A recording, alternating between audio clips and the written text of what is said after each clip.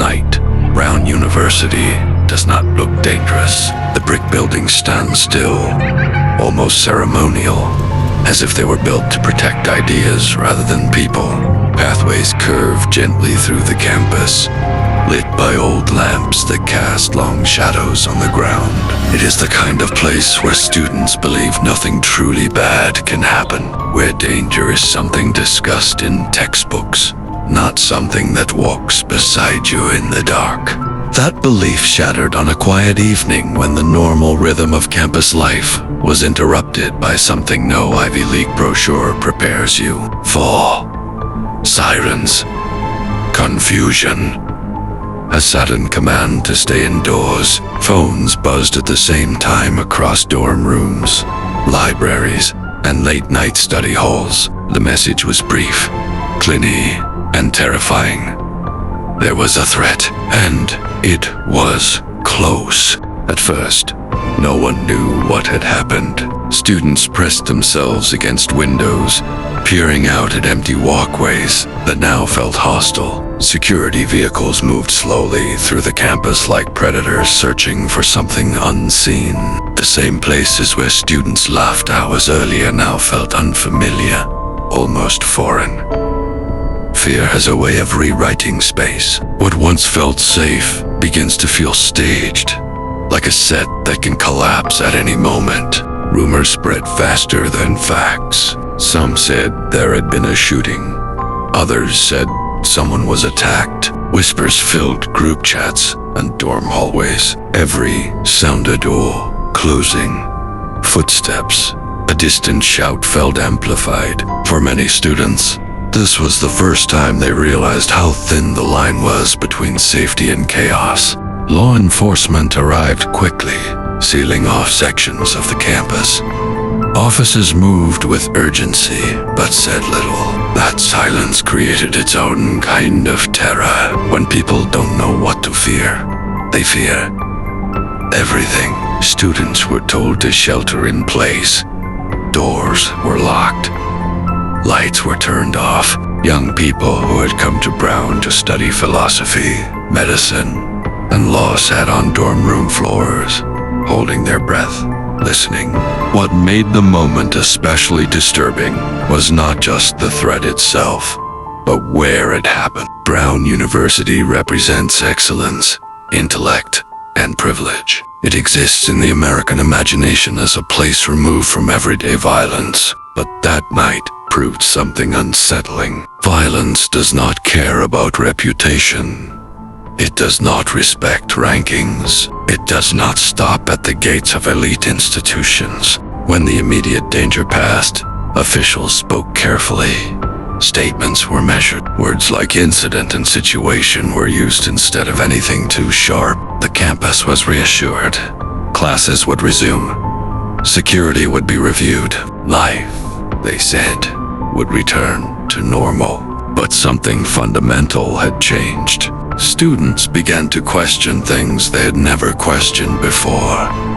How secure was the campus really? How much did authorities know before the alerts were sent? And why did it feel like certain details were being softened, blurred, or withheld? In the absence of answers, the mind fills in the gaps, and sometimes what it imagines is worse than the truth. Psychologists call this rupture. The moment when perceived safety collapses, when a person realizes that the systems meant to protect them are not absolute. For many students at Brown, this realization lingered long after the sirens stopped. Night walks felt different. Silence felt suspicious. Trust was no longer automatic. What troubled some students the most was not just what happened, but how quickly it faded from public conversation. Outside the campus, life moved on, news cycles shifted, but inside, something remained unresolved. Fear that had nowhere to go does not disappear. It settles. It waits. Behind closed doors, students shared stories of moments that didn't make the official timeline, of things seen, heard, or sensed that night.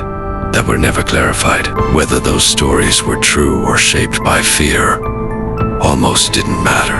The psychological damage was already done. Elite campusers sell an idea that intelligence and structure can keep chaos out, but that night exposed the flaw in that promise. No amount of prestige can fully shield human vulnerability. No institution is immune to the darkness that exists everywhere else. And perhaps the most disturbing question of all is this: if fear can enter a place like Brown University, how many similar moments have already happened quietly, briefly, and then forgotten?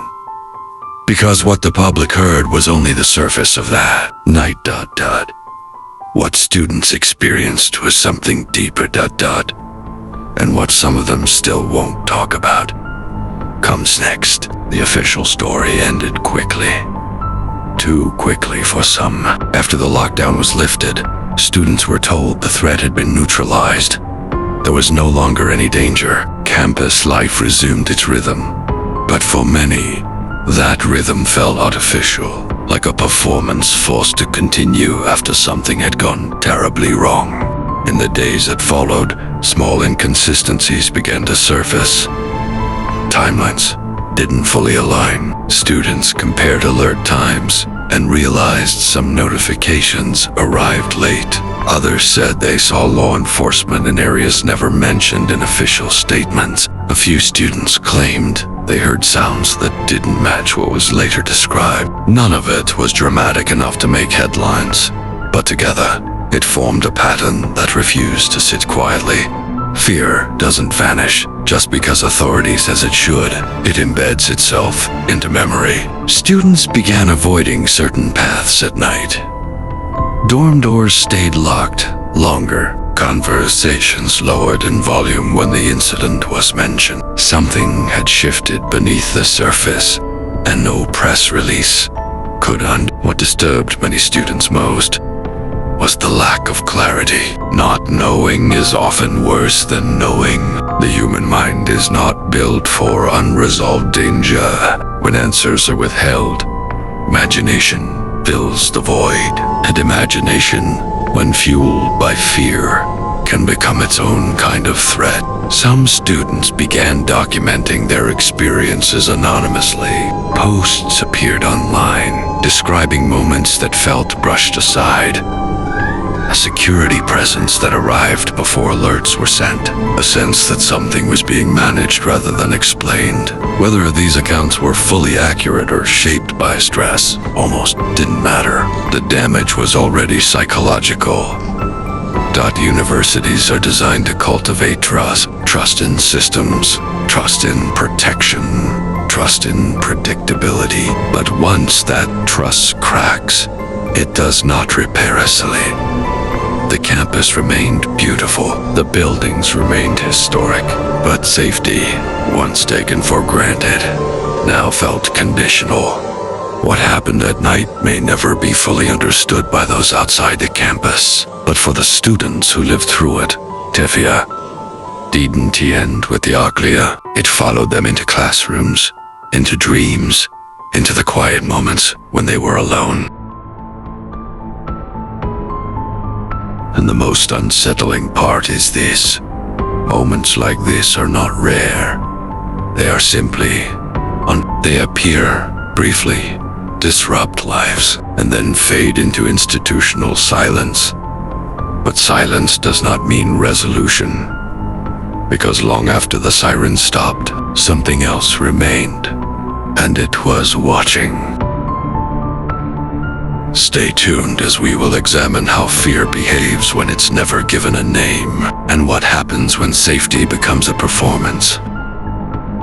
If you're new to the channel, like, share, and subscribe.